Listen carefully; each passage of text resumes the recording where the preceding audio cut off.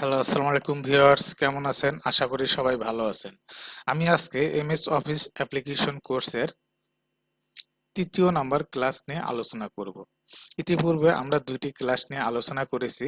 যদি আপনারা এই ২টি ক্লাসের ভিডিও দেখতে চান তাহলে আমার ইউটিউব চ্যানেলে গিয়ে দেখে আসতে পারেন।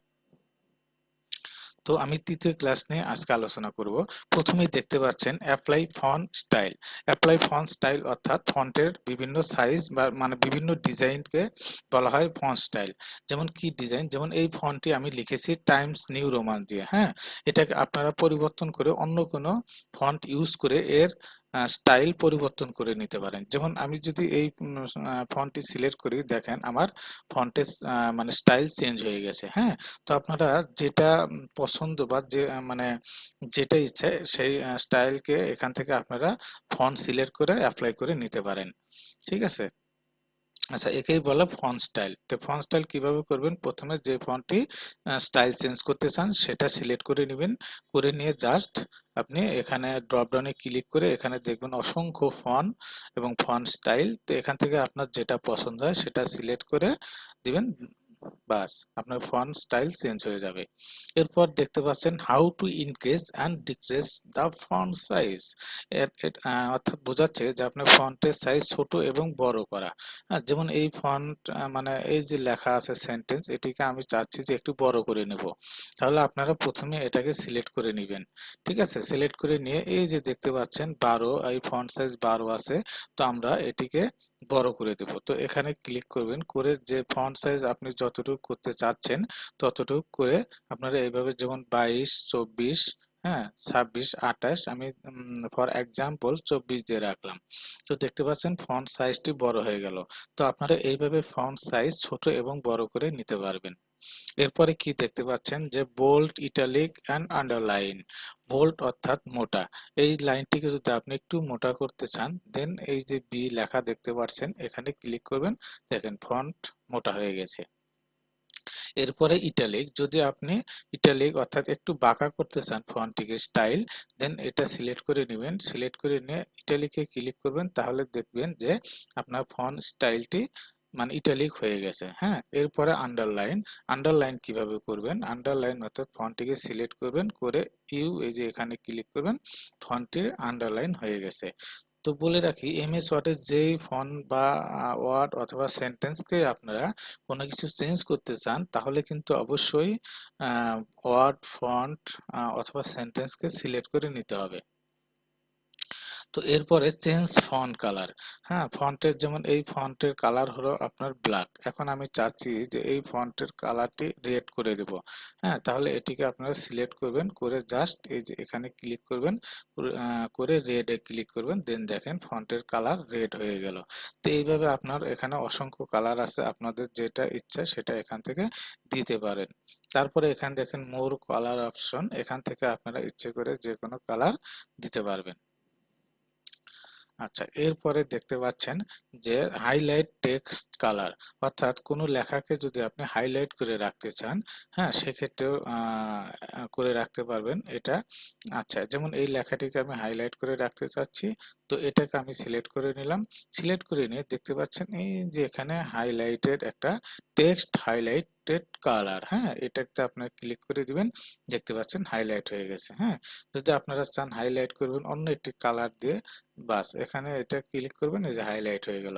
তো এইভাবে আপনারা কালার হাইলাইট করে রাখবেন, টেক্সটকে হাইলাইট করবেন। তো এরপরে how to use bull bulletin text and numbering text. Bulletin text এবং নাম্বারিং টেক্সট কিভাবে করবেন? বুলেটিং অর্থাৎ এই যে আমি যে এখানে এই যে লাইনটা দিয়েছি এটাকে বলা হয় বুলেটিং। তো এটা কিভাবে দিবেন? এটা জাস্ট যেমন আমি যদি এখানে ক্লিক করি, দেখেন বুলেটিং উঠে যাবে। এই যে চেঞ্জ কালার, যে এটা কিন্তু কোনো বুলেটিং নাই, হ্যাঁ।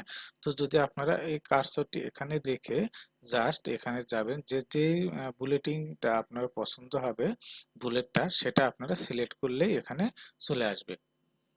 তো এইভাবে আপনারা বুলেটিংটা দিয়ে নেবেন এবং নাম্বারিংটা সেম ভাবেই দিয়ে নেবেন। যেমন এটা আমি মানে ডিলিট করে দিলাম, দিয়ে দিন। যদি নাম্বারিং সিলেক্ট দিতে চাই সেক্ষেত্রে এখানে ক্লিক করবেন, করে দেখেন এখানে যদি এই যে এইটা যদি চয়েস হয়, এই যে এটা ক্লিক করে দিবেন, দেখেন নাম্বারিং। এরপরে যদি আপনারা এই যে ইন্টার দেন নাম্বার 2 এটা লিখলেন, আবার এটা দিলেন, অটোমেটিক আপনার নাম্বার চলে আসবে।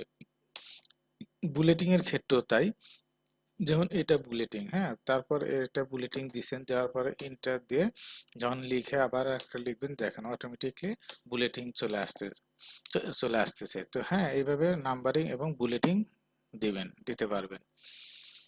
তারপরে কপি পেস্ট, হ্যাঁ, ক্লিপবোর্ড কমান্ড। এই যে ক্লিপবোর্ড কমান্ড হলো আপনার এই যে এটা কপি এবং পেস্ট।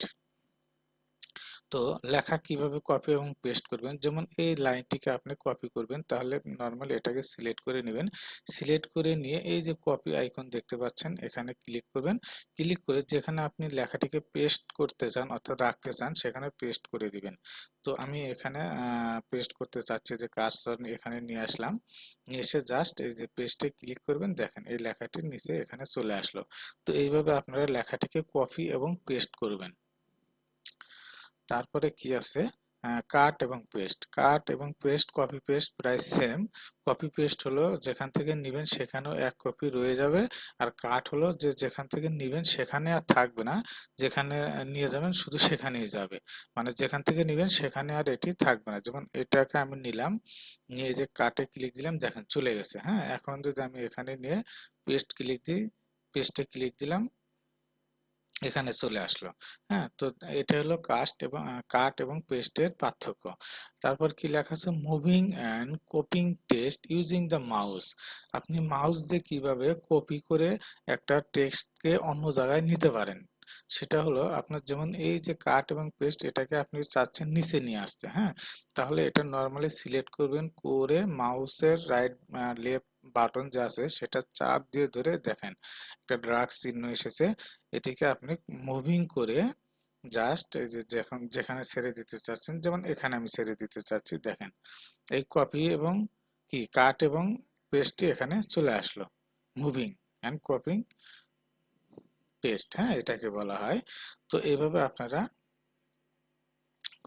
মুভিং এবং copying text using the mouse, এইভাবে আপনারা মাউস দিয়ে করে নিতে পারবেন, করতে পারবেন। তারপরে ডিলেট, হ্যাঁ, ডিলেট এরকম আপনি যে ফন্টটি যে টেক্সটকে আপনি ডিলিট করতে চান সেটাকে আপনি সিলেক্ট করে নেবেন। সিলেক্ট করে নিয়ে নর্মালি যদি কিবোর্ডে ডিলিট বাটন চাপ দেন তাহলে এটি চলে যাবে। ঠিক আছে, এটা হলো ডিলেট। আর যদি আনডু রিডো, অর্থাৎ এটাকে আপনি ডিলিট করে দিয়েছেন বাট ওইটাকে আবার ফিরে আনার দরকার, সেক্ষেত্রে আপনারা আনডু করে নিতে পারেন। আনডু হলো উপরে দেখতে পাচ্ছেন এই যে একটা আনডু, একটা রিডো, হ্যাঁ, আনডু অর্থাৎ পুনরায় ফিরে আসবে, আর রিডো অর্থাৎ আবার চলে যাবে। আনডু রিডো, এটাকে বলা হয় আনডু রিডো, ডিলিট করা জিনিস ফিরে আনা। তো আজকে এই পর্যন্তই। সবাই ভালো থাকবেন, এবং আমরা আজকে তৃতীয় ক্লাসটি সম্পন্ন করলাম। এইভাবে আমরা চতুর্থ ক্লাস, ফিফথ ক্লাস সম্পূর্ণ অফিস অ্যাপ্লিকেশন কোর্সটি সম্পন্ন করব। আশা করি সবাই আমার চ্যানেলটি সাবস্ক্রাইব করে পাশেই থাকবেন। সবাইকে ধন্যবাদ। আল্লাহ হাফেজ।